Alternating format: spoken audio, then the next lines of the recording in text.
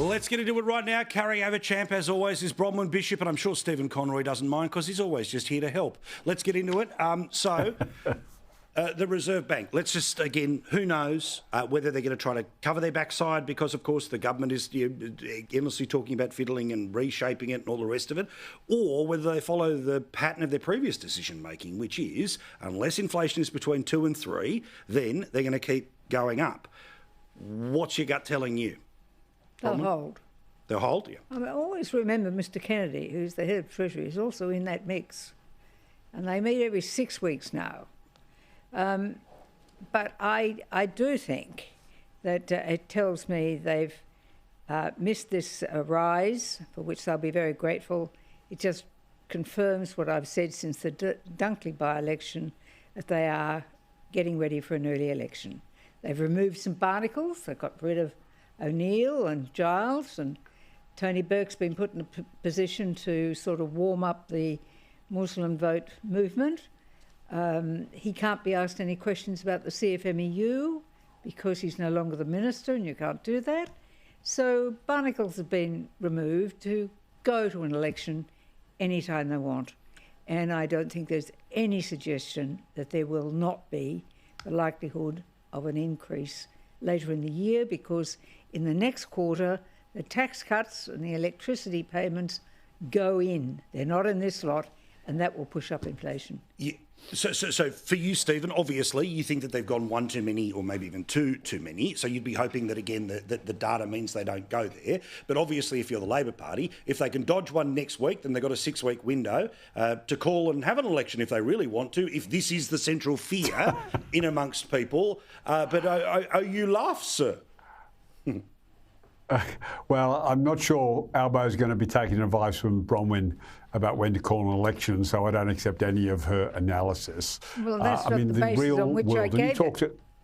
You yourself, Paul, earlier in your intro talked about what's actually happening in the real world, the per capita GDP figures, which are effectively in a recession. Correct. We've had unemployment going up.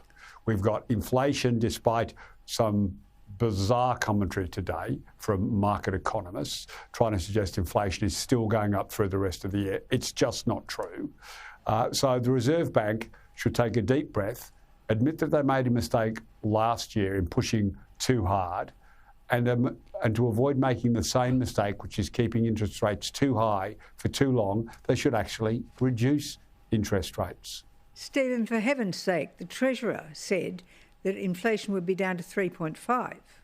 It's 3.9 or 3.8. The point I was making is in the next quarter. The Treasurer said by the end of the year it would be inside. It would be inside the 2 to 3% target. That's what he said. He also said today that the Treasury projections were right. In other words, his weren't. But the important thing is that those tax cuts, which I've always said would not last till a May election, they go in to the next quarter, as with the electricity reductions or subsidies. Yep. I love Conservatives who've suddenly discovered that the budget only has one side to it. Bronwyn, I'm going to give you a hint. Jim Chalmers has had 2 surpluses. So the government said that we're also is running living in a recession. Surpluses which Stephen, if you take all the off-budget expenditure and whacked it into the budget, you would have one hell of a deficit. And the projection is that it's going into deficit after this year, and it's only been able to put up this proposition of having a surplus because other people in the mining industry, coal for heaven's sake, and iron ore have done a good job in ensuring otherwise that they known as part of the Australian businesses. Economy. So let's be clear, Bronwyn. There are 2 sides to a budget. There is revenue and expenditure.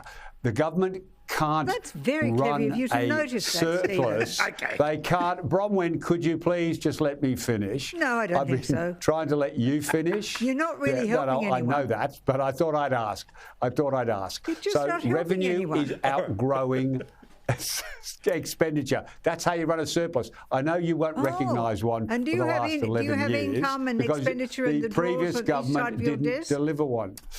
If you actually wanted to have some credibility to try and say there are inflationary pressures, you could perhaps point to the state governments. What you can't point to is the federal government. What you can't do is say, they're spending all this money. They're spending that money and still getting surpluses. It's never Albo the Trot. No, I said if you wanted to have any degree of credibility, any degree of credibility. It's somebody else's fault. Yeah, it is. And of course, the only reason you move ministers in a reshuffle is because there's a reshuffle. Absolutely. There's no reasons for anything here. They didn't move anybody in an economic portfolio. Well, no, correct. But I'm saying, remember, the spin was that there was nothing wrong in the portfolios of which they did flip around anyway, all under the cover of the Olympics.